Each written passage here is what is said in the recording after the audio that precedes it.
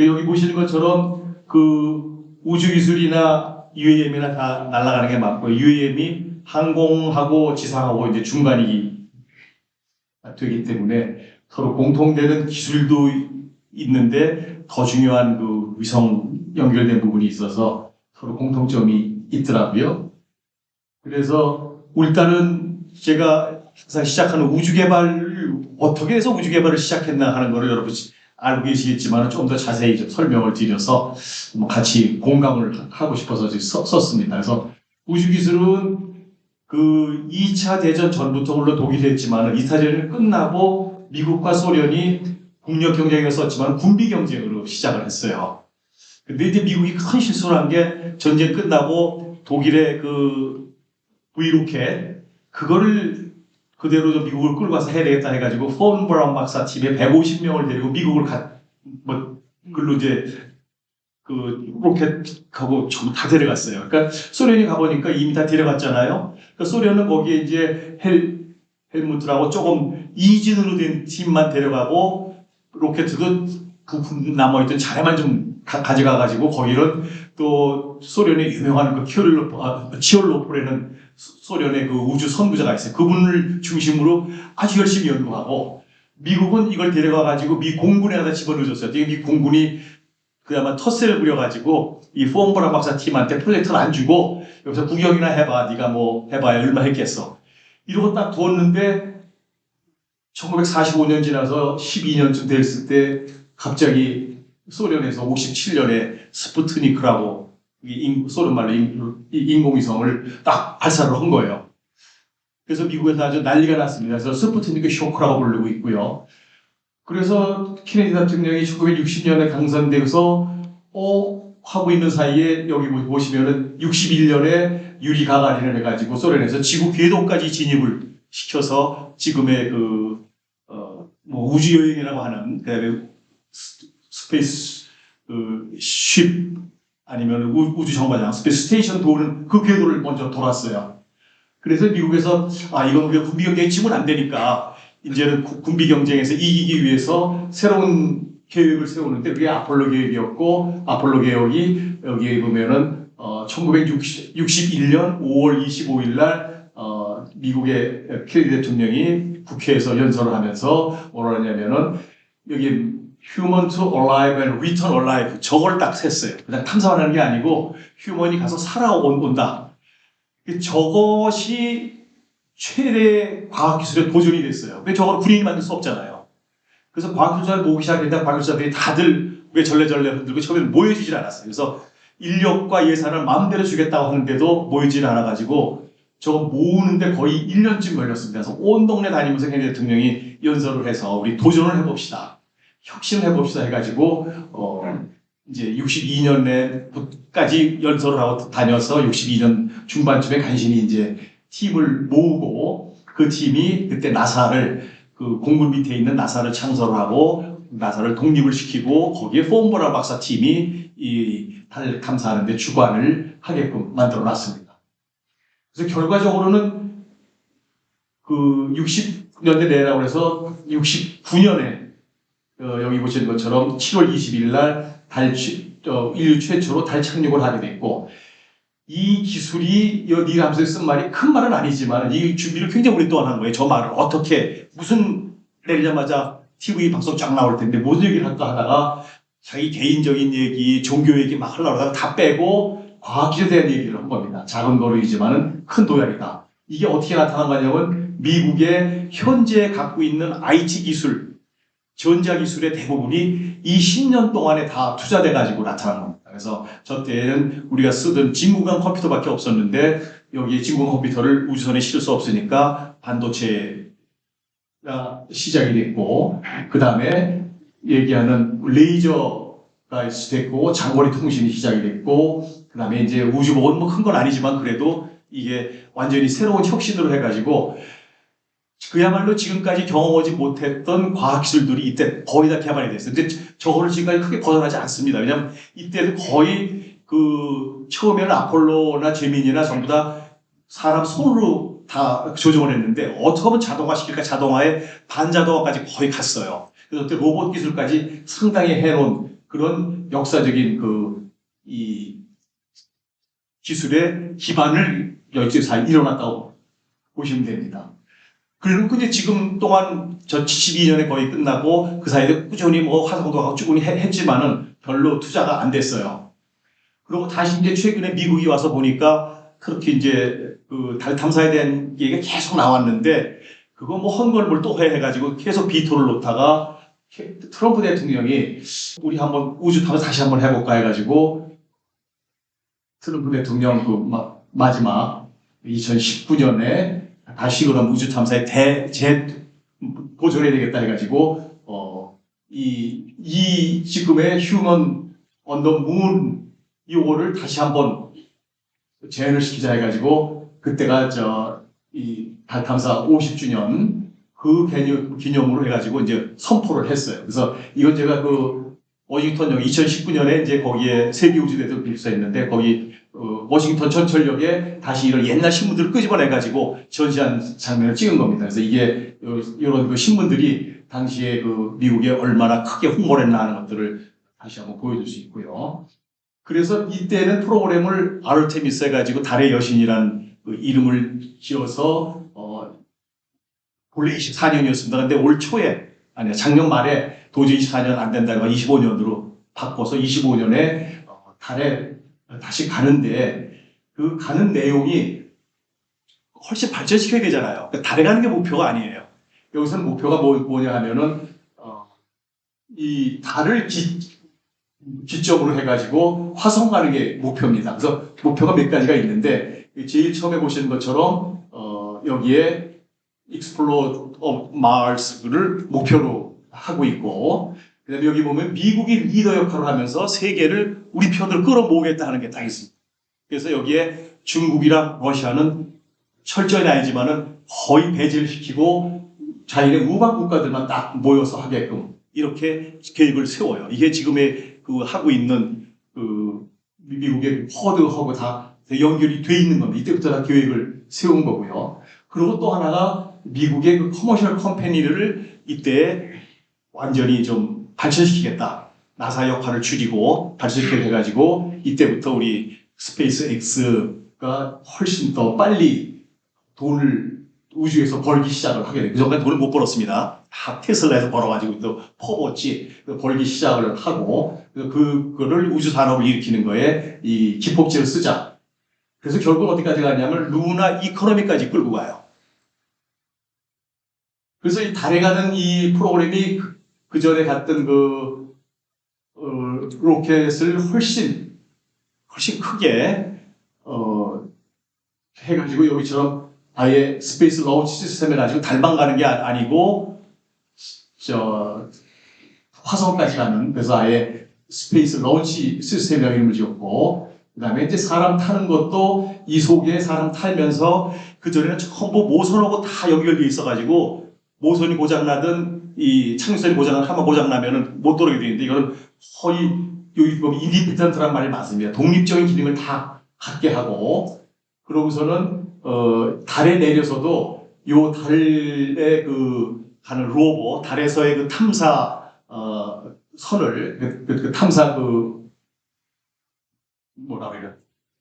탐사 자동차로 하는 요 탐사 자동차도 여기 보면은 그냥 루나 트레인 베이클 LTV라고 보시는데 이 LTV 자체도 혹시 가다가 못 돌아올 경우를 대비해서 거기에 숙식 기능을 다 넣고 그 다음에 여기처럼 아예 베이스를 만들어서 그 다음에는 그 베이스에서 연료를 생산해야 돼요. 근데 그 연료가 어디 있냐 하면은 여기 보는 것처럼 주로 달 남극에 있는데 이 달 남극은 햇볕이 안 드는 퍼머넌트 섀도우 에어리어입니다. 그래서 여기를 해서 우선 가서 사람이 사는데 계속 물이나 음식을 날아갈 수가 없으니까 최대한 물이 더 훨씬 양이 크니까 물은 최소한 달에서 하자 해가지고 달에 아이스 워터가 많은 거를 찾았는데 그게 전부 이렇게 퍼머넌트 섀도우 에어리어에 있다는 걸 알고 거기에 특별한 인공위성을 띄워서 이거를 설치하는 프로그램을 해가지고 이미 이런 인공위성이 달에 가 있고요. 그다음에 그 인공위성으로 해서 측지까지 해가지고 자체로 달 스스로에서의 모든 활동을 하게 되는데, 여기 보시는 것처럼 아르테미스가 화성을 가게 하는데, 화성을 가게 하는 거에 이런 그 또 하나의 게이트웨이라고 하는 그 문 스페이스 스테이션을 문 스페이스 스테이션을 만들어서 이게 계속 궤도를 돌면서 이 궤도에 지구에서 오는 것이 잠깐 머물렀다 달에 착륙하고 달에서 떠서 화성 가는 그런 그 스테이션을 만든 겁니다. 진짜 스테이션을. 그래서 달에서는 뭐를 하냐면은 아예 화성으로 가는 연료를 여기서 만들자. 그래서 연료가 지금 우리 그 발사체, 누리호 발사체는 액체 산소하고 그 거기에 석유를 쓰게 돼 있는데 좀 더 고급 기술이 액체 산소와 액체 수소를 쓰는 거예요. 액체 산소, 액체 수소를 쓰는 건 지금 프랑스의 아리안 발사체하고 일본의 H2 발사체인데 그게 만들기가 굉장히 어렵습니다. 왜냐하면 액체 수소만 해도 마이너스 190m죠. 그다음에 액체 산소는 마이너스 250도씨까지 내려가는 그런 온도가 돼가지고 그런 거를 저장할 수 있고 그거를 생산하고 하는 그 기술들이 너무 어려워서 못하지만은 왜냐하면 달에 있는 물을 이용을 해서 연료를 만들어야 되기 때문에 이거를 물을 가지고 연료를 만드는 공장을 달에다 세우자. 그래서 여기 보면 이제 연도까지 여기 좀 나옵니다. 그래서 2000몇 년인가요? 2026년인가? 그때 처음으로 이제 거기에 기술을 만들고, 그 다음에 2030년 정도 되면은 아예 거기서, 연료를 생산할 수 있게, 이렇게 계획을 세워서 이때 그 이름을 뭐라 그러냐면은 Institute Resource Utilization Program 해가지고 여기처럼 이슬루 이런 이름을 지어가지고 이제 이런 그 달에서의 연료 생산 계획을 세우는데 그 계획 세우는 거에 전체 이 사업의 이 주체가 유럽입니다. 그러니까 미국은 정책적으로 막 하는데 유럽은 이미 이거를 자기네 얘기하는 루나 이코노미의 주요원 유럽이 함께 이래가지고 자기들 이런 에서부터 해가지고 각 회사와 대학들이 모여서 이런 그 아주 구체적인 계획을 세워요.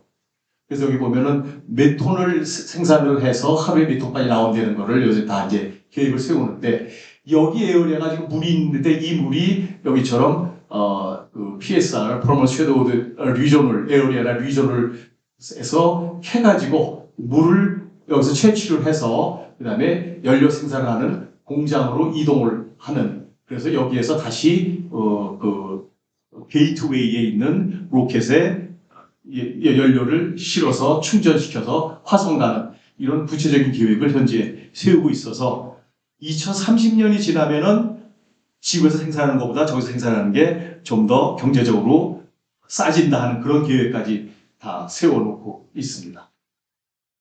그래서 여기 보시는 것이 이제 대략의 마일스톤인데 전부 유럽 그 회사들이 다 만들었고 여기 보시는 것처럼 2030년부터 생산을 시작하고 26년이죠. 26년에는 거기에 공장에서 로봇을 거기에서 기지, 베이스 캠프를 만들겠다는 그런 계획으로 추진을 하고 있습니다.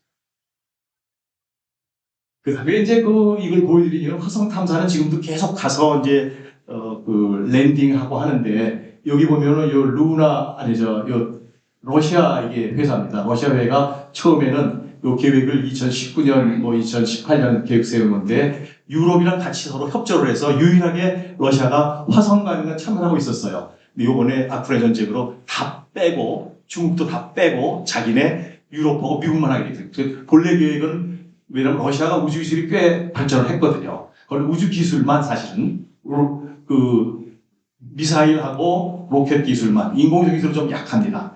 그 두 개만 발전을 해서 그런 그 발사 기술을 러시아에서 많이 쓰는데 미국에 있는 그 로켓 중에서 아틀라스 이런 것들은 아직도 러시아 엔진을 쓰고 있어요.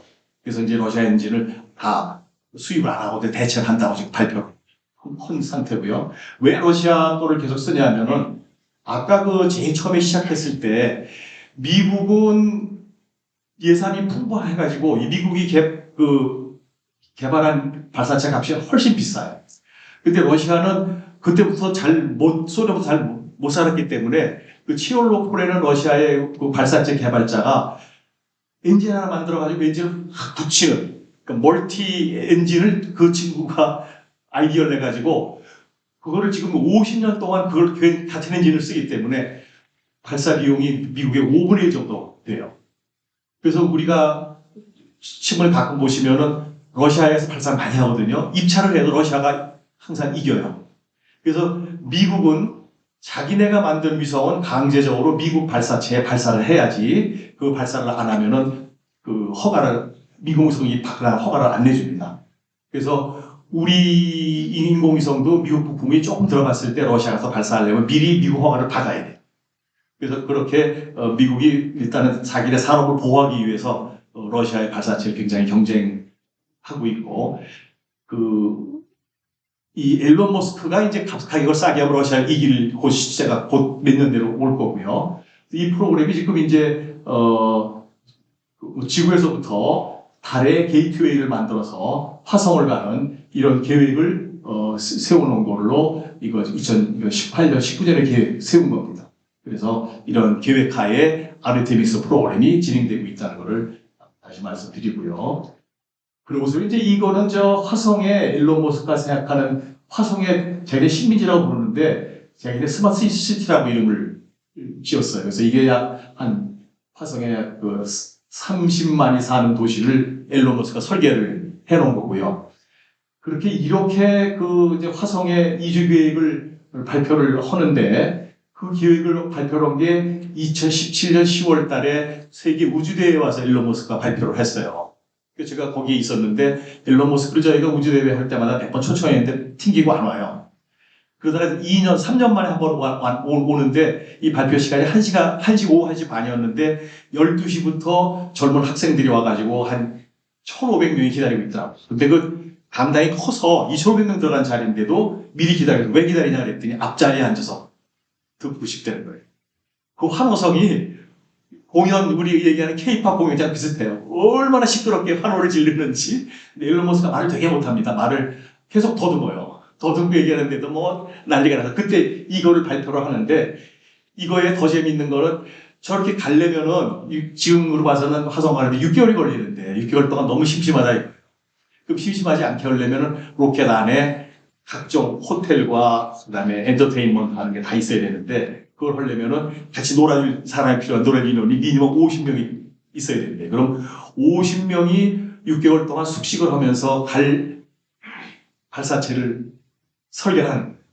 그러니까 이미 우리는 발사체를 어떻게 기술을 설계하는지 하면 사람이 놀면서 편하게 타고 갈 발사체를 미리 생각하기 때문에 그때 나온 게 뭐 직경이 50m짜리, 100m짜리를 해서 5층 높이에 밑에 화물칸이 2층, 나머지 뭐 3층이 호텔과 엔터테인먼트와 그다음에 식사 장소. 그렇게 설계를 해서 하고 있으니 그런 걸 다 발표하니까 젊은 친구들이 얼마나 좋아하는지 야 저렇게 하는 게 우리가 생각하는 미래 과학이라는 생각이 들더라고요. 그리고 이제 그 다음에 이거는 일론 머스크는 여기까지는 안 갔지만은 우리 이제 뭐 대기학자나 이런 과학자들이 그 화성 가면 어떻게 살 건데 지금 화성의 대기가 지구에 약 한 3%밖에 없고 이산화탄소밖에 없거든요. 그래서 거기 이산화탄소가 많기 때문에 거기 똑같이 물은 있으니까 똑같이 여기다가 지구를 온난화시키는 그 개념을 써가지고 테라포밍을 해보자. 지구처럼 토양을 만들어보자. 이 좋은 방법이 거기에 지구에 있는 온난화를 위해서 이산화탄소를 막 집어넣어주면 돼요. 이산화탄소를 집어넣기 시작만 하면은 온도가 올라가면 거기에는 얼음이 스스로 녹아가지고 그래서 이 기압이 올라가고 거기에 물 분해시켜가지고 산소만 집어넣으면 된다. 처음에 어떻게 할 건데 이런 대형 인공위성을 띄워서 인공위성에서 햇빛을 받아서 얼음을 녹기 시작하면은 거기에 수증기가 나와서 대기압을 높일 수 있다. 그렇게 지금 계획이 아니죠. 아이디어를 내놓고 있습니다. 그래서 이런 인공위성은 쓰는 데가 꽤 많아서 이미 지구에서는 지상에서 태양 발전하는 것보다 우주 띄우는 게 훨씬 효율적이거든요. 그래서 우주 태양광 발전에 같은 이런 인공위성을 설계를 해서 이미 중국이나 일본이나 미국은 세부 설계까지 들어가 있는 그런 위성을 화성에서 보내겠다 그렇게 생각을 하고 있습니다.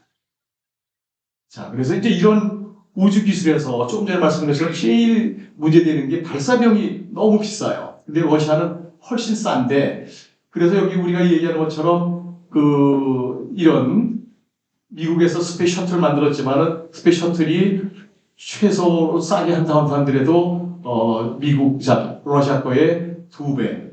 그다음에 일반 처음에 달 갔을 때는 러시아의 3배. 그다음에 이제 우리 아폴로 프로그램도 러시아의 거의 3배 가까이 쓰죠. 이렇게 돈이 많이 들었기 때문에 이거를 낮추는 방법을 찾기 위해서 이거는 민간한테 더 기술을 이전해서 줘야 되겠다 하는 그런 계획을 세웠고요. 그래서 약간의 비교를 해보면은 이게 미국 발사체고 그 다음에 이것이 프랑스 발사체인데 미국 발사체는 현재까지도 킬로그램당 발사하는 게 LEO까지 지구 저궤도까지 하는 게 킬로그램당 대략 12,000불. 그 다음에 여기처럼 지구 정지궤도 36,000km까지 가는 거를 약 2만 불 정도의 킬로그램당 비용이 듭니다. 그 다음에 이제 이 스페이스 X가 지금 앨런 머스크가 하는 거는 현재로서도 좀 싼 거는 GEO까지 12,000불 해가지고 가격이 거의 그래도 60%까지 내려왔죠. 앞으로의 계획을 5,500불까지 내리겠다. 궁극적으로 1,000불까지 내리겠다. 그러면은 이게 지금 이제 저궤도 계획인데 약 10분의 1 이하로 떨어지기 때문에 저 정도 떨어지면은 우리가 꽤 큰 인공위성을 띄울 때 비용이 10분의 1 줄기 때문에 우리가 얘기하는 우주 태양광 발전 이런 거에 띄우려면 거의 한 2톤 정도의 아니 2톤이 아니고 한 20톤 정도를 올려야 되거든요. 20톤 정도를 올릴 때도 비용이 상당히 내려가서 거의 인공위성 만드는 비용에 거의 같은 비용이 발사체 비용으로 들어갑니다. 그렇기 때문에 그 비용을 낮춰서 경제성을 찾을 수 있겠다 하는 그런 현재 구상을 갖고 있습니다. 이게 지금 제가 조금 전에 말씀드린 우주 태양광 발전인데 여기에는 인공위성을 약 정지궤도에 올려서 정지궤도에서 이제 태양광 발전을 하면은 여기는 24시간 발전을 할 수 있고 그다음에 공기가 없기 때문에 효율이 훨씬 높아서 지상 효율의 10배 내지 4배 내지 10배의 효율을 올릴 수가 있고 그다음에는 송전 방식은 레이저나 마이크로웨이브로 송전을 하는데 이 기술이 굉장히 인공위성보다 더 어려워서 인공위성은 문제가 이 발사 비용이 제일 문제고 그 다음에는 이 송신 기술이 문제인데 이 송신 기술도 앞으로 한 20년 내에는 개발할 수 있을 걸로 계획을 하는데 여기에 지금 이 마이크로웨이브나 레이저나 우주에서 지구로 내려오기 때문에 안전 문제가 가장 시급합니다. 그래서 지구의 자원들이 다 고갈되거나 지금 우리나라나 독일이나 이런 데처럼 완전 탈원전하겠다 그러면 이 방법밖에 사실은 이게 제일 좋은 방법이에요. 신재생 에너지로는 안정적 공급을 할 수가 없기 때문에 그래서 이거는 같이 기초 연구를 계속 해 나가야 되지 않겠느냐. 지금 많이 하고 있는 데가 영국, 중국, 일본, 미국은 좀 하다가 좀 쉬고 있습니다만 계속 하고 있고요. 우리는 그냥 탄화성 연구만 가끔 하고 있는 그런 상황입니다. 그래서 이것이 지금 우주에 띄우는 그런 우주 태양광 발전 인공위성이고 이 좀 크기가 커서 여기가 약 한 2kg, 1kg 그래서 좀 크죠. 태양 발전이 그 정도 하면은 원자력 발전의 공간은 약 1기가와트의 발전을 할 수 있는 걸로 하고 있습니다. 그래서 저렇게 이제 가다 보니까 인공위성 가지고 우주 가지고 상업을 할 수가 있네. 그런데 그 중에 대표적으로 지금 나타난 게 뭐냐 하면은 여기 보신 것처럼 인공위성의 산업화에서 첫 번째 나온 게 인공위성의 통신을 이용하는 거예요. 그래서 이게 한 1980년대까지는 우리가 국제 통신을 할 때 다른 방법이 없었잖아요. 그래서 어떻게 간신 딜레이를 하거나 그렇게 하는 방법밖에 없었는데 이거를 통신위성을 딱 쓰고 나서는 좀 딜레이 타임이 있지만은 통신위성을 써서 통신하니까 이걸로 꽤 각국이 돈을 많이 벌었습니다. 그래서 지금도 그 중국이 이런 걸 제일 많이 지금 쓰고 있는데 특히 이제 TV 방송을 할 때 우리 아직도 인공위성 쓰고 있고 중국이 제일 많이 쓰고 있다고 말씀드렸죠. 요게 이제 산업화의 처음 시작이고요. 그러고서는 이제 여기에서 뭘 봤냐 하면은 그 다음 본 게 여기 중간에 있는 것처럼 GPS 위성을 띄워서 위성 그 지상에 측지하는 기술을 인공위성으로 측지를 하면은 저것도 왜 시작을 했냐면 미국이 러시아나 중국이나를 만약에 공격을 하려면은 공격 지도를 잃는데 그거를 정확히 하기 위해서는 그 위치를 제대로 잘 알고 가야 되잖아요. 그럼 그 위치를 제대로 알기 위해서는 그냥 측정하는 것보다는 우주에서 측정을 해놓고 그 목표를 정하면은 모든 거를 무인화시켜서 제대로 공격을 할 수가 있습니다. 그래서 이제 그렇게 군사적인 목적으로 시작을 해가지고 1990년 초까지 그 GPS 기술을 절대 다른 나라에 알리질 않았어요. 그러고서는 1990년 이후로부터 자기 우방 국가만 그 GPS 신호를 오픈을 해줬는데 그 오픈에 제일 많이 쓰이는 게 배하고 항공기죠. 자동차는 그때까지 별로 뭐 저게 중요한 게 아니었으니까. 그래서 그 항공기가 없을 때 우리 그런 그 GPS 기술이 항공기에 심어지지 않고 해서 1988년인가 83년인가 우리 칼기가 러시아에 격추당한 게 왜냐면 자기들 모르게 넘어간 거예요. 러시아로. 러시아에 자기 레이더를 해가지고 저 적기에 해가지고 이제 격추시켰고 그 이후로 이 미국이 항공기에 특히 미국에서 사는 보잉 항공기에는 이 위성항법을 실어줬어요. 그래서 지금 우리가 개발하고 있는 국산 전투기에도 이 미국의 그 GPS를 해서 항공용도 정밀하고 그냥 커머셜 GPS가 있는데 정밀 GPS를 시키기 위해서 미국의 로키드 말틴하고 합작을 해가지고 정밀 GPS를 저희가 실게 됐습니다. 그래서 이 정밀 GPS라는 거는 일반 커머셜 GPS는 해상도가 정밀도가 5 내지 10m 되고요. 그 다음에 정밀 GPS는 수십 센치가 됩니다. 그래서 이제 그렇게 하는 기술이기 때문에 그런 기술 거의 없다가 저희가 이제 특별히 우리 항우연에서 그 정밀 GPS 기술을 개발을 하기 시작을 했습니다.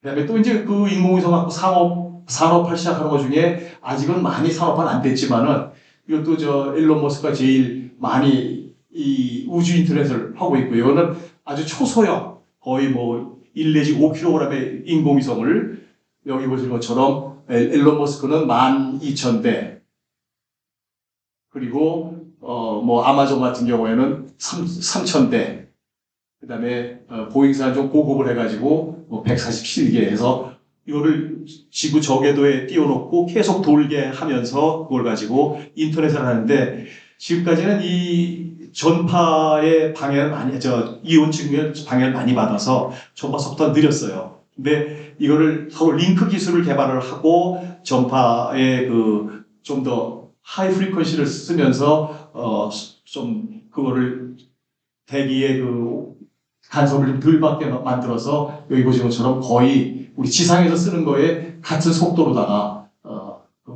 파이버 옵틱스 같은 속도로 하는 기술을 개발을 했습니다. 그래서 그게 아주 시험 운영 중인데 요번에 우크라이나에 많이 그 지상망이 망가지면서 일론 머스크가 자기네 그 망을 우크라이나에 열어줘가지고 인터넷을 지금 국제적으로 쓰게 만들어 주었죠. 그래서 이런 거는 특히 이제 그런 군사 작전할 때 그 다음에 산악에 갈 때, 그 다음에 아프리카 이런 데서 좀 인터넷이 제대로 안 돼 있는 지역을 다 대상으로 한 겁니다. 그래서 이것도 이제 새로운 산업으로 지금 발전을 하고 있고요.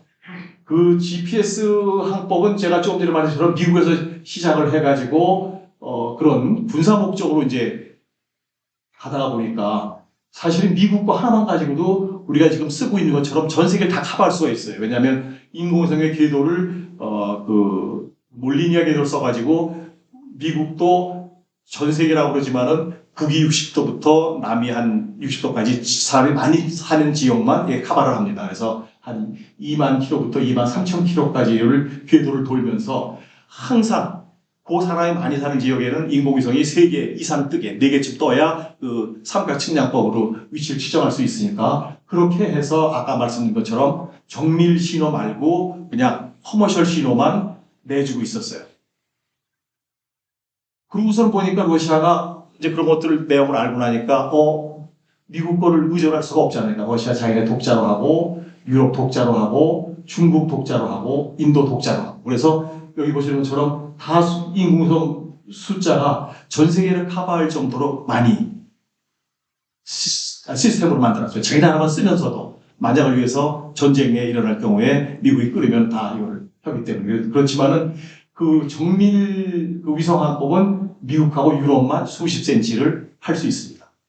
중국이 이제 자기네도 그 대항을 해야 되기 때문에 베이두라는 그 칠성 그런 그 이름으로 해가지고 시스템을 만들어서 얘도 거의 지금 이제 다 완성을 시켰는데 20년대 완성을 시켰는데 저 신호를 동남아에 주면서 동남아의 태국이나 베트남이나 뭐 말레이시아나 이런 나라들을 중국의 자기네 우주 기술 영향권 안에 두려고 온갖 노력을 다 하고 있습니다.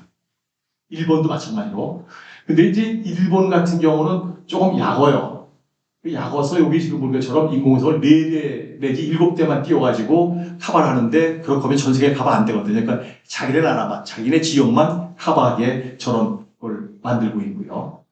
그 다음에 이렇게 수십 센치 정도의 정밀도를 가지고 우리 위치비를 하면은 그 뭐 포지셔닝을 하게 되면은 우리가 얘기하는 자율주행이 이걸로 완성되고요. 그 다음에 군용은 처음 무인 공격, 지금 막 미국이 쓰고 있는 무인 공격을 정복할 수 있고, 그 다음에 여기 이제 그런 거에 포지셔닝한 내비게이션하고 타이밍까지 해가지고 아주 그 정확한 그런 그 위치 파악이 가능하도록 그렇게 발전을 시키고 있는데, 여기서 지금 이 교통 요 부분이 이제 앞으로 굉장히 산업으로 일으킬 굉장히 중요한 포인트고 4차 산업혁명에 아마 교통 부분에서는 이게 핵심 기술이 되지 않을까 생각을 하고요.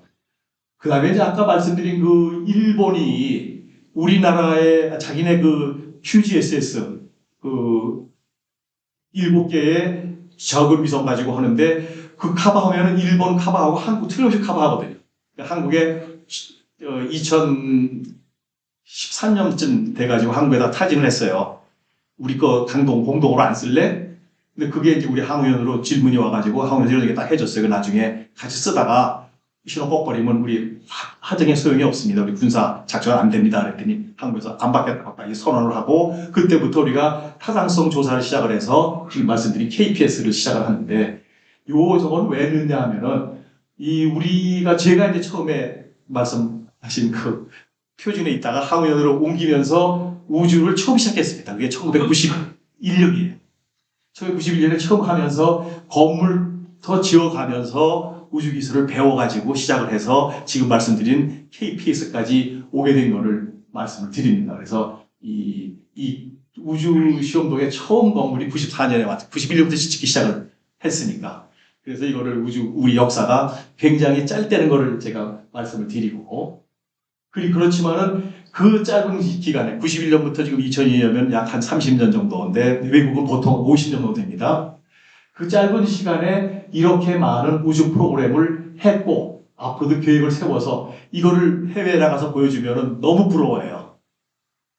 물론 자기들이 더 많이 했지만은 이렇게 일관되게 정책을 세워주고 시행하는 나라가 잘 없답니다. 중국 정도 이렇게 하고요. 다른 나라는 다 중간에 끊어지고 했는데 우리는 보면 1년에 그래도 몇 개씩은 꼭 이렇게 발사를 하게끔 만들어주고 정부가 바뀌었어도 이 우주만은 예산을 크게 변동시키지 않고 꾸준히 지원해줘서 지금 우리나라의 우주기술이 인공위성은 세계 5, 6위 되고요. 발사체 기술은 약 9위 내지 10위쯤 됩니다. 그렇게 발전을 해서 우리가 2009년에 세계 우주대회도 대전에 유치를 하고 하는 그런 성과가 다 이런 데서 나오는 거고요. 지금 소개해드린 우리 KPS, 코리아 포지셔닝 이 시스템은 여기 보시는 것처럼 그 일본하고 같은 궤도를 써요. 우리가 같은 궤도를 써가지고 우리도 정지궤도 위성을 3대 띄우고 중궤도 위성을 4대를 띄우는데 이게 약 한 5년 정도의 우리 2014년부터 타당성 조사를 해가지고 2018년쯤 돼가지고 타당성이 끝났고 2020년쯤 돼서야 이제 우리 이 사업을 합시다 해가지고 사업이 시작이 됐고 올해서야 사업본부장 현재 놨습니다. 이제서 뽑아놔가지고 하는데 이 프로그램 자체는 원대해요. 2035년까지 이렇게 계획이 되어 있고 이게 한 예산 전체 한 3조 정도 들어가는 예산입니다. 그래서 이제 이 부분을 우리나라의 앞으로 새로운 그 우주 기술의 활용 부분을 아주 이제 중요하게 할 수 있는 거고요. 그다음에 이상하다 이것도 뭐가 그래서 이 계획은 35년까지 계획이고 협력 부처와 과기부, 국토부, 해수부 그다음에 여기 이제 뭐 기상청도 들어와 있긴 하지만은 이렇게 하고 산업부도 현재 최근에 이제 다시 조인을 하고 있고요. 그래서 정지궤도 위성을 3기를 하고 경사궤도 위성을 4기 안에 5기로 해서 여기에 수명을 이렇게 해놨지만 이거 수명이보다 훨씬 길게 될 거고요. 그래서 그러니까 굉장히 아주 원대한 프로그램이고 저는 이 프로그램 보면서 굉장히 그래도 우리나라에 자긍심이 있는 게 일본 걸 로하고 우리가 받았다는 거, 우리가 새로 출범을 시켰다는 거에 대해서 굉장히 아주 자긍심이 있습니다. 여기 보시는 것처럼 GPS 위성 시계 주기경계의 시계거든요. 거기에 원자 시계가 있는데 원자 시계가 표준 연구소에서 이제 해봤는데 원자 시계가 표준 정도의 10에 아직 세슘인가요? 세슘 베이스로 해가지고 10하면서 14승 정도가 보통 쓰이는 거고요. 미국이나 영국은 10하면서 17승 초까지 분해는 하고 있는 그런. 간단하고요. 네. 레이저. 예. 레이저로 해서 레이저. 우리가 그럼 10에 한 14승까지 올라갈 것 같아요. 그죠? 14승, 15승. 잘 모르겠는데 세슘은 이제는 상업화되어 있기 때문에 많이 이제 인공위성이나 이런 데 올라가 있고요.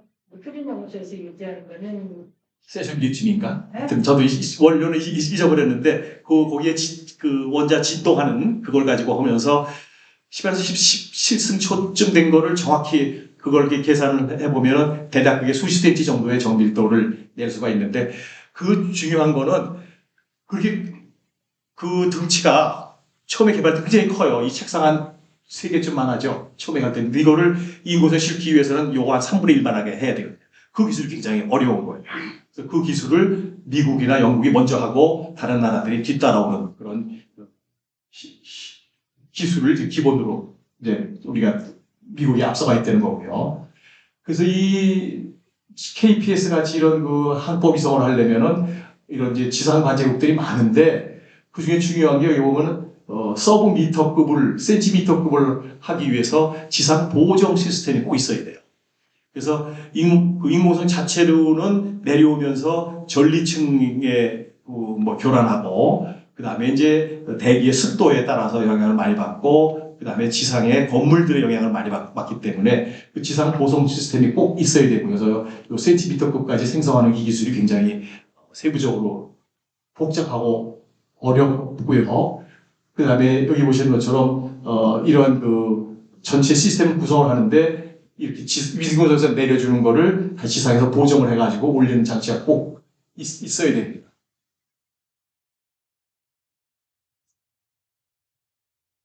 그래서 이런 그 보정 시스템을 하기 위해서 우리 항공우주연구원에서 2014년부터 이걸 기본 연구를 시작을 해서 지상파 가지고 미국의 그 GPS 위성에 나온 신호를 수십 센치까지 그때 20cm까지 내려봤는데 그 올리는 걸 지상에서 이미 성공을 했고 그런 기술들이 기반이 돼서 현재 KPS 설계하는 거에 정밀도를 아주 낮추는 방법을 하고 있고요. 그래서 거기에 쓰이는 그 각 방법들이 여기 보시는 것처럼 훨씬 정밀한 그 observation base로 한 거하고 그다음에 그 위치 상황을 베이스로 하는 이런 기술들을 기초로 해가지고 그 보정을 하고 있고요. 그다음에 일반적으로는 이 방법을 SSL 방법을 일반적으로 쓰는 거고요. 그다음에 그렇게 해서도 여기 보이는 것처럼 이제 리얼타임으로 하는 게 훨씬 더 정면인데 이건 주로 이제 우리 군 쪽이나 아니면은 다른 특별한 그 지적도 만들 때 쓰는 거고 일반적으로 SSR에다가 PPP 방식을 써서 이거를 정밀도를 낮추고 여기 보시는 것처럼 PPP만 할 경우에는 그래도 20cm까지의 정밀도가 나옵니다. 더 낮추면은 RTK로 하면은 약 3cm까지 정밀도가 나와서 20cm까지 정밀도만 하더라도 자율주행까지 하는 데는 큰 문제는 없어요. 그죠? 그래서 이제 그런 것까지 해서 이 방법을 써서 우리 자율주행하고 UAM에 이제 적용을 한다는 그런 계획으로 되어 있고요. 그래서 그런 그 KPS의 활용의 대표적인 게 자율주행으로 가고, 그 다음에 UAM 넘어가고, 그래서 이런 것이 앞으로 얘기하는 그 교통혁명의 이제 시작이 되는 거죠. 지금 우리가 하고 있는 차에 자기 거의 자율주행이나 하긴 좀 뭐라고 그런데 좀 사실 자율주행이 아니거든요. 얘는 차량 혼자서 센서를 가지고 그냥 자기 충돌 회피 정도죠. 차선 따라가는 정도. 근데 자율주행에서 제일 중요한 거는 UAM도 마찬가지. 제일 중요한 거는 차량의 흐름을 전체로 유도를 해서 제대로 이 교통이 흐름 돌아가고 우리가 가는 지역을 지가 혼자 갈 수 있어야지 어느 차선만 가서 다른 차선 바꾸는 것도 어렵고 그다음에 엑시트 나가는 것도 어렵고 하는 건 자율주행의 시작도 아니에요. 그거는 별거 아닙니다 지금. 그래서 이게 자율주행 안 되는 거는 이 전체의 그 교통망 자체를 관제하는 게 굉장히 핵심 기술이고 그게 어려워요. 그냥 이 자동차 혼자 되는 게 아닙니다. 그래서 이제 UAM으로 넘어가면 그 기술이 훨씬 중요하기 때문에 그 UAM에서 그런 GPS 기술이 이제 굉장히 중요하다고 말씀드리고, 그 다음에 이제 여기 보시는 것처럼 그 미래 교통의 제일 중요한 게 이제 육상에서 항공으로 넘어가는 그 중간. 그래서 이게 항공으로 넘어가서 무인으로 가는데 우리가 지금 타고 있는 항공기들은 거의 무인됩니다. 착륙까지도 거의 되는데 안전을 위해서 일부 조종사가 조종을 해주는 거. 거기 부딪힐 게 없잖아요.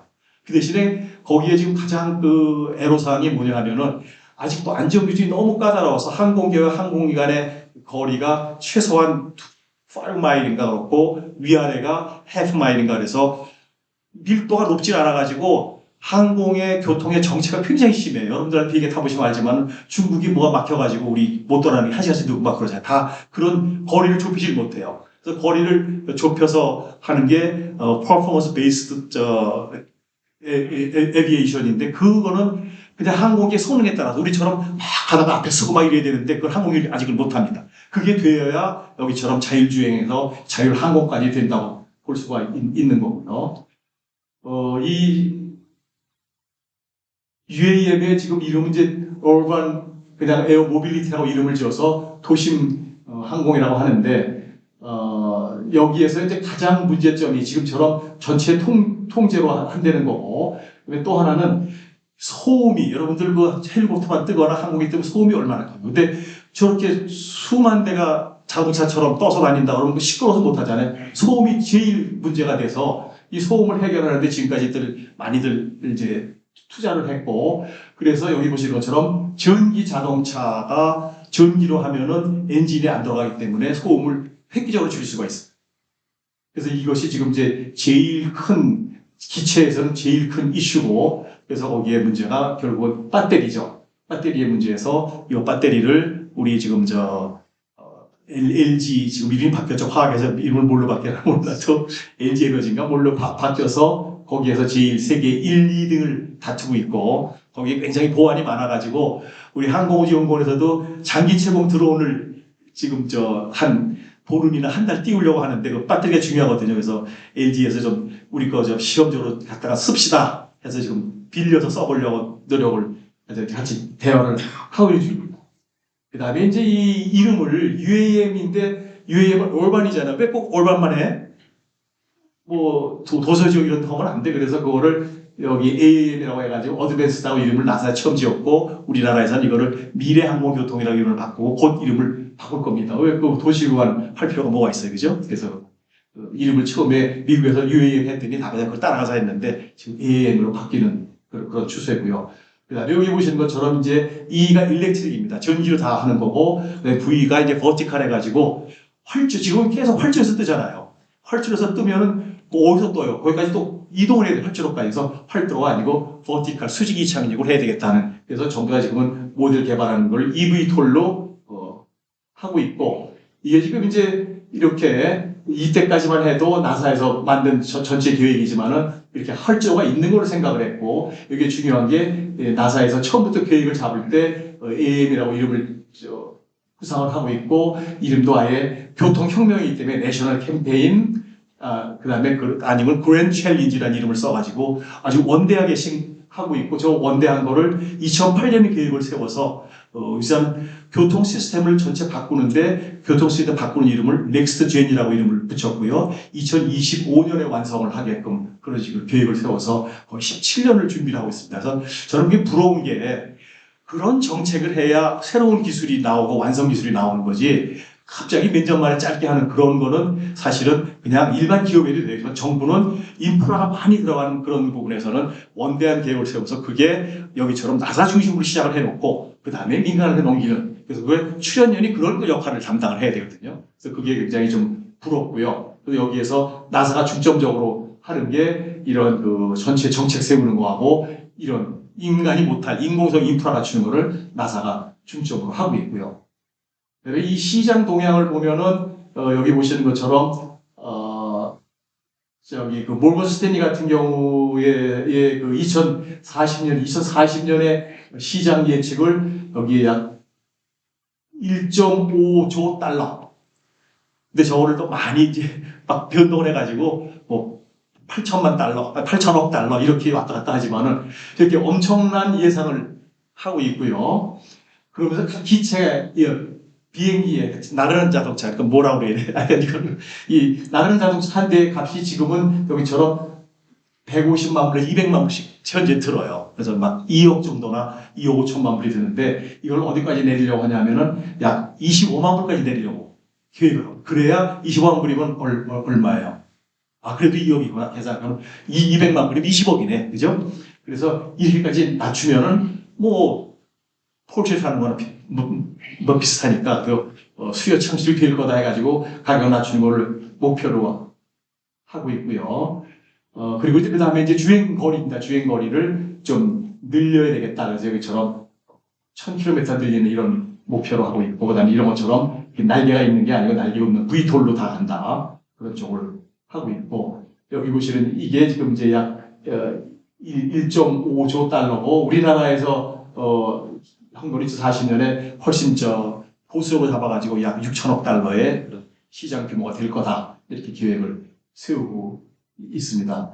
근데 여기 보시는 것처럼 현재 이런 모델들이 약 300여 종의 그런 나르는 자동차의 모델이 있는데, 아직도 이런 거에 만드는 작은 회사들 규모입니다. 대부분 그냥 벤처 회사에 투자를 받아서 그거 가지고 막 모델만 만들고 있고, 그렇지만 거기에 공통사로 된 게 전기라는 거하고 소음을 여기처럼 65데시벨 수준밖에 안 된다. 그래서 7대 4분의 1, 약간 시끄러운, 우리 트럭 지나는 것보다 덜 시끄러운 그런 정도입니다.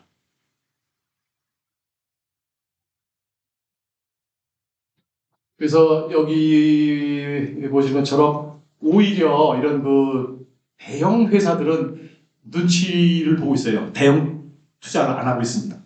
그래서 우리나라 같은 경우에는 지금 현대자동차하고 한화가 여기에 한다고 투자를 뭐 한 200억 정도 해서 아주 작게 투자를 하고 있고, 이름만 걸고 홍보만 하고 있고요. 근데 기체 모델 이런 모델도 해외 걸 전부 사오는 거지 자기네가 독자로 아직 설계한 적 없습니다. 해외 걸 사다가 모디파이하는 그런 정도로 지금 시행을 하고 있고, 여기 있는 이런 모델들이 지금 이제 다 좀 그래도 실용할 가능성이 있는 모델들을 저희가 한번 모아봤고요.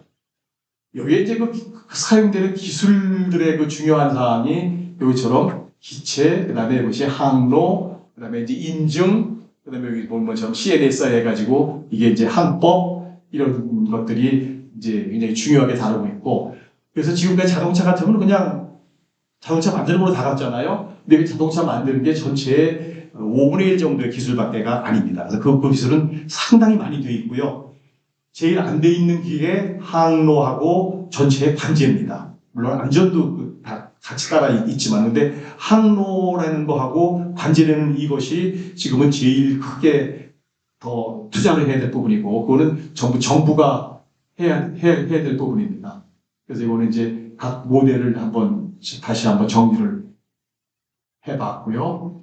그래서 소음 말씀드린 것처럼 이제 그 60데시벨, 65데시벨 이하로 해야 되는데, 그 외에 가장 좋은 모델이 여기처럼 그 안에 그 도는 모터나 날개가 덕티드 에어리어 안에 덕티드 그 팬이라고 그래가지고 이런 통 안에 집어넣은 거면 소음이 그냥 없을 때보다 반으로 줄어요.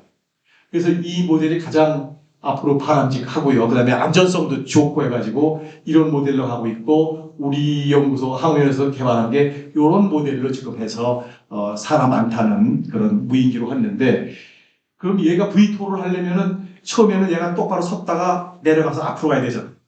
우리가 항우에서 만들어 보니까 이 똑바로 섰다가 내려가는 게 굉장히 어려워요. 속도 어느 정도 이상이 돼서 저기에 딱 내려와야 안정성이 있지 이걸 잘못 내리면 그냥 추락하더라고요. 그래서 이 기술을 갖고 있는 게 지금 전 세계적으로 갖고 있는 게 항우연하고 벨밖에 없어요.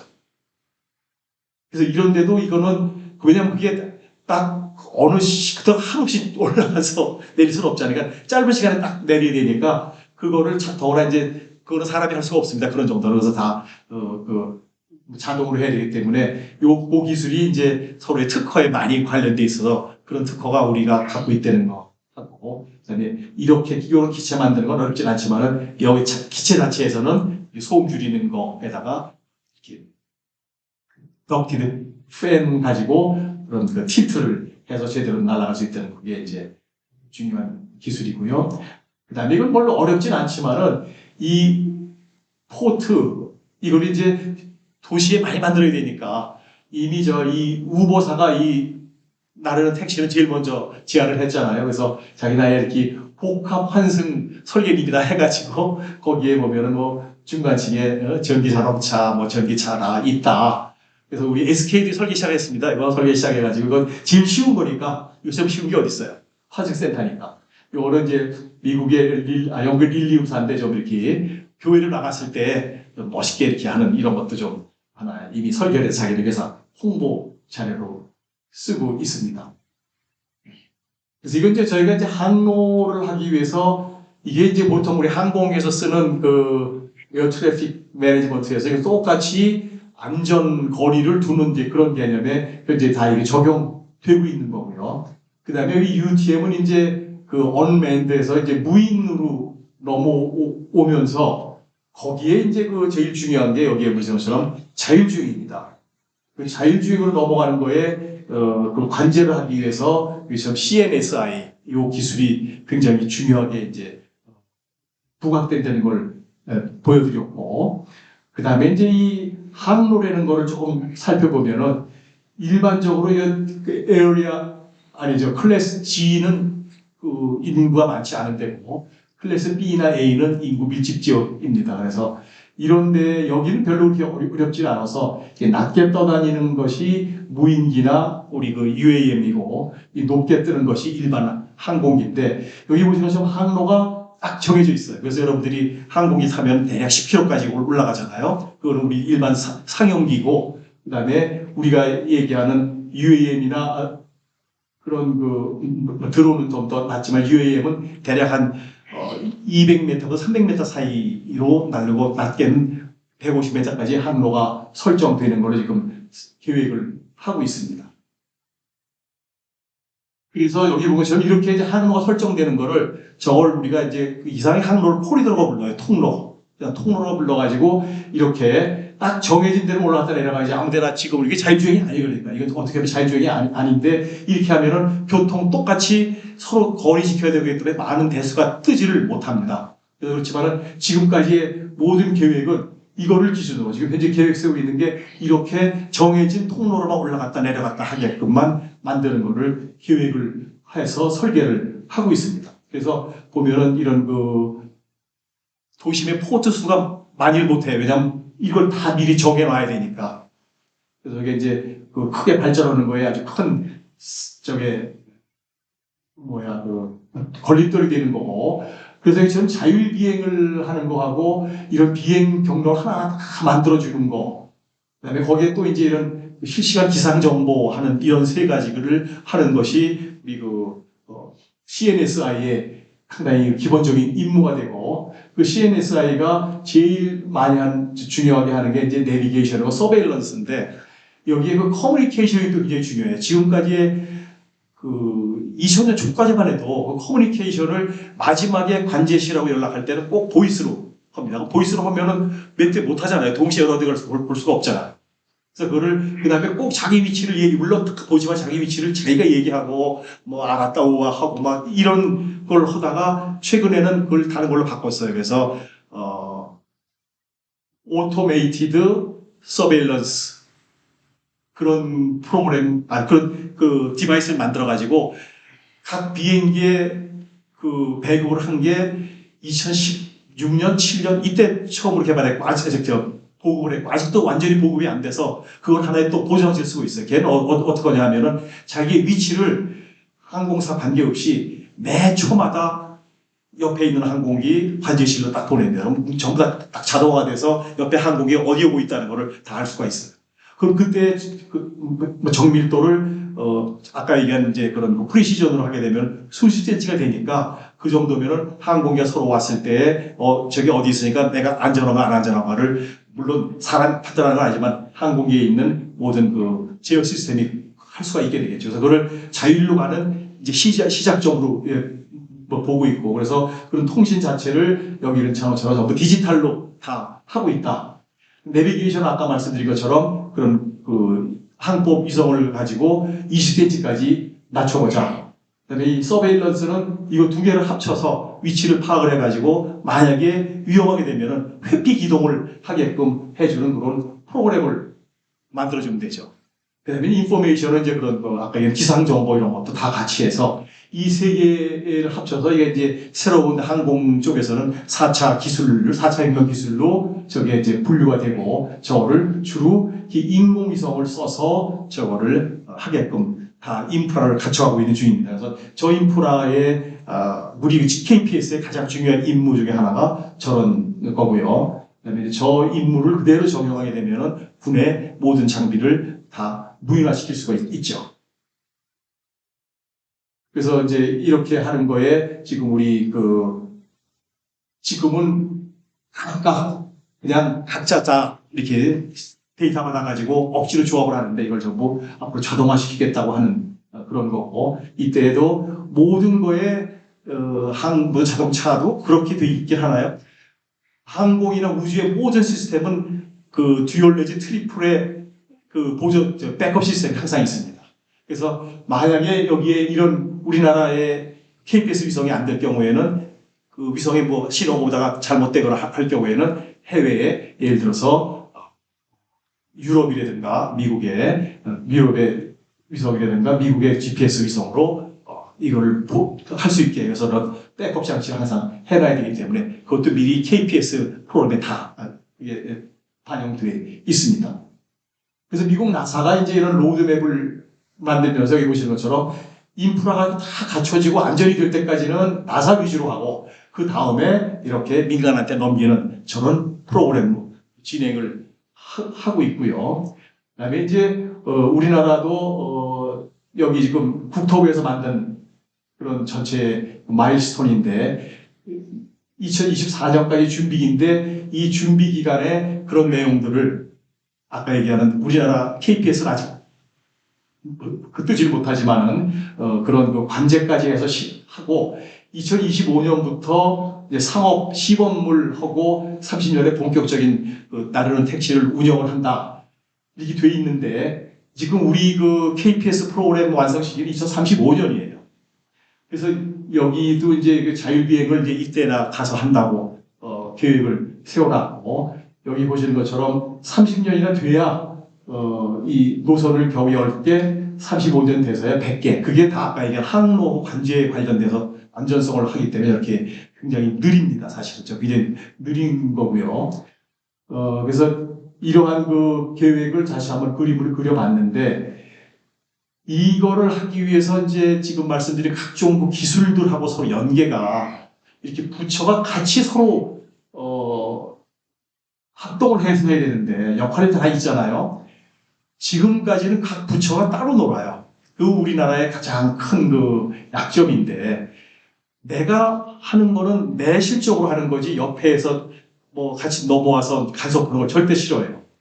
그래서 저 프로그램도 플랜을 부처가 합동같이 세웠는데 거기서 세우다 보니까 전부 안전 위주로 가가지고 저렇게 굉장히 진도가 느리고 그 다음에 여기에서는 그런 인프라를 지금 KBS 프로그램이 뭐 이런 다 부처 관련돼 있지만 현지에서는 어떻게 하다 보니까 주관부처가 국토부에서 과외로 넘어왔어요.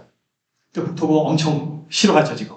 왜냐면 자기가 주도권을 뺏기니까. 그래서 이런 것들이 아직 좀 정리가 안 돼서 저것 자체는 우리 윤 대통령도 우주 프로그램의 중요한 것 중에 하나를 KPS를 앞으로 내세웠거든요. 그래서 이런 게 정부가 같이 다 합동으로 해야 이게 제대로 완성이 돼서 우리나라에 교통혁명이 일어나는데 그 교통혁명이 일어나는 나야 될 중요한 이유 중에 하나가 여기 보시는 것처럼 우리나라 항공 기술이 꽤 괜찮거든요. 항공이나 우주 기술은 아직까지 자동화보다는 이미 손으로 하는 게 훨씬 많아서 우리나라 기술이 훨씬 뛰어나가지고 그 경쟁력이 있습니다. 그래서 우리가 그 다른 거는 이미 대형 항공기는 다른 나라에 보다 앞서갈 수가 없는데 이거 지금 같이 시작하기 때문에 이거는 앞서갈 수 있는 퍼스트 무버 산업으로 일으킬 수가 있다는 게 굉장히 중요한 장점이고요. 그 다음에 이제 시장이 워낙 크기 때문에 그 시장을 우리가 국내 우리도 인구가 꽤 있고 도시 뭐 이런 것들이 꽤 밀집 지역이 있기 때문에 우리가 그런 그 관제 시스템도 훨씬 더 복잡하게 잘 만들 수가 있어요. 그래서 그런 그 충분한 우리의 그 인프라를 갖추면 발전할 수 있는 기본이 돼 있다는 거.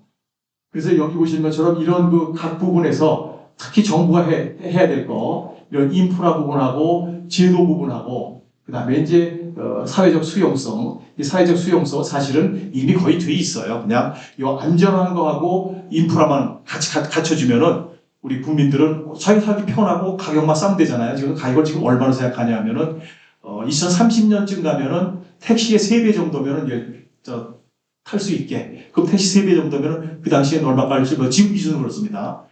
그 킬로미터당 나오는 그 요금을 약 택시 3배만큼만 하게 하겠다. 그래서 한 킬로미터당 지금 얼마 나오나? 한 4, 5천 원 나오나 보죠. 그러니까 15,000원으로 생각을 하대. 대략 국토부 사온 거 보니까. 그러면은 일반인이 타는데 안전만 하면 될 거다. 안전하기 위해서 인프라 이걸 잘 갖춰야 된다는 거를 제가 한번 다시 우리 정부에 요청하는 거고, 그다음에 그렇게 하기 위해서 정부에서 시범으로 해야 될 거, 산업을 살리기 위해서는 뭐냐면 처음에 기업들이 할 수 있게 뭐 수량을 많이 만들고 해야 될 거 아니에요. 그 수량을 많이 만드는 건 첫 번째가 뭐냐면 조난 구조 같은 건 정부가 다 미리 갖출 수 있거든요. 도서 지역의 교통, 조난 구조, 그다음에 그런 비상시, 특히 경찰 이런 데 거를 먼저 모르겠어요. 몇 대지 뭐 수천 대를 먼저 구매를 해서 그거를 정부 시범 사업으로 하려는 그러면 우리 기업들이 기업들한테 마중물 역할을 해줄 거다. 그러면은 그게 충분히 우리 살아갈 수 있는 역할이 된다. 그래서 처음에는 저기 나사한 것처럼 정부가 많은 투자를 해가지고 해주고, 그 다음에 한 7, 8년 그렇게 하고, 그 다음에 뭐 우리 민간기에 넘기게. 우리나라 정부의 지금 가장 큰 그 위험성이 뭐가 있냐면 민영화, 민간화를 산업화를 굉장히 앞세우는데 그게 뭐냐면 자기 투자 이만큼 해놓고 민간업 투자 이만큼 하라고 해요.